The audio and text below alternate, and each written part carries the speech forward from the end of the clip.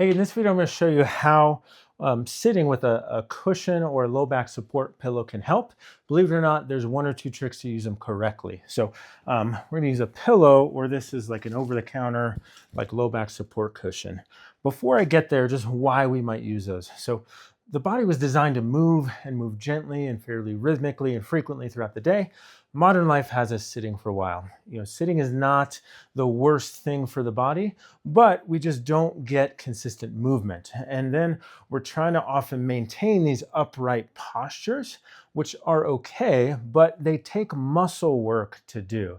And so if I'm on my computer for a while, I'm guilty of this too, I tend to end up kind of in this position, or then I go to here, I'm kind of shifting.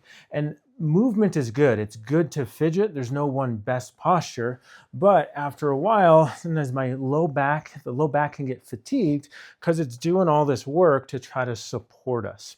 And so if I am just kind of sitting here and then I have to come up, my pelvis is still on the seat. And so my low back is kind of moving on this fixed foundation. So before I get to the pillows, something that can help is just a little bit of a lift. And I'm gonna stick my butt all the way into the corner of this chair. And then I can come up. So now I'm actually a little more upright. I'm kind of stacked a little better. And just right here, my low back muscles don't have to do as much work. Let's say I'm kind of hanging out like this, totally fine. But then if I just try to get an upright posture, because I've moved my hips and pelvis, now I have to work a lot harder to be here because my hips are kind of pushing me back here. And so just the act of lifting the hips, sending them back, that's a bit of a hip hinge and kind of nestling in there. That alone can be really helpful. But then if we get a pillow, you might have, depending on your body size and your chair, I'm using this chair just because it's easier to see than some other chairs I have in the office, but this works for any chair, plane, car, is I'm going to get this behind here, but I don't just want to stick it there. What I want to do is kind of first get that a few inches above the seat. I don't know whether it's 6 inches maybe. And then I'm going to send my butt into the back in the corner of the chair. And then I'm going to nestle this pillow down. So the pillow is not actually on this corner of the chair. It's kind of resting where like my belt is. And then I can kind of, maybe I got to move forward a bit. But now this is kind of holding me in this upright position with that pillow spaced a few inches above the chair. But the trick is almost imagining I'm getting my butt back underneath the pillow. And then now that is pushing me forward a bit. So I'll just scoot forward. But I'm not kind of scooting forward and losing that hip position because now that pillow is not really doing much for me. So I want to get that underneath, and then I can kind of adjust from there. And now I'm like, I can actually relax, and I'm just supported in this position. If I had to type, if I had to write, if you have some bad back pain and you go into a restaurant, if it looks a little weird to bring a pillow in, but it's better be comfortable, enjoy your meal. But I don't have to use these muscles at the moment to keep this upright posture. When we use a muscle, it can fatigue, it can also limit blood flow. And so if these muscles are turned on all the time to protect, that sometimes can contribute to pain or symptoms.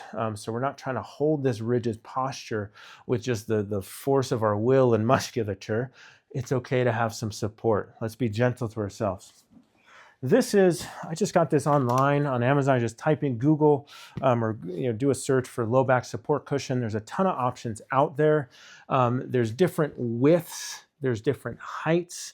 And so you might use just like a couple different pillows or roll up some bath towels or sweatshirts to find what the right size is for you. But if you are a desk worker, you spend a lot of time sitting, it's worth spending, I think this was $30, a little bit to invest in the right setup for you. And so this comes here. And so that's just going to just slip on the back of this chair. I don't really care to tighten it right now. I'm just going to set it back there. And then same thing, I lift this and then I send my hips underneath it. And then I kind of nestle that down. Same thing, because this is a little puffy, it's pushing me a bit forward. So I just kind of scoot my hips forward a bit and adjust. And now I'm like, oh yeah, I can hang out here for probably a little while. But there's no perfect posture. So at some point you're going to be like, I got to move. I'm just kind of rigid here. great. That's totally good. Get some fidgeting, ditch this for a while and come into, kind of this lounge position if you can. So it's okay to be relaxed in our postures. A rigid posture is not the best thing for us. Variation in our posture is what the best thing is for us. There's kind of the British soldiers, I'm blanking on the name, but they're outside the palace in London and they're kind of standing like this. And so everybody's like, oh, they got the best posture. But do they look comfortable? Certainly not. And so having a rigid posture is not what we're going for. We're going for posture fluidity and variation. And then in the 21st century, where we got to be stuck in certain positions, that's where some support can be wonderful so we can make the chair work for us rather than work against us.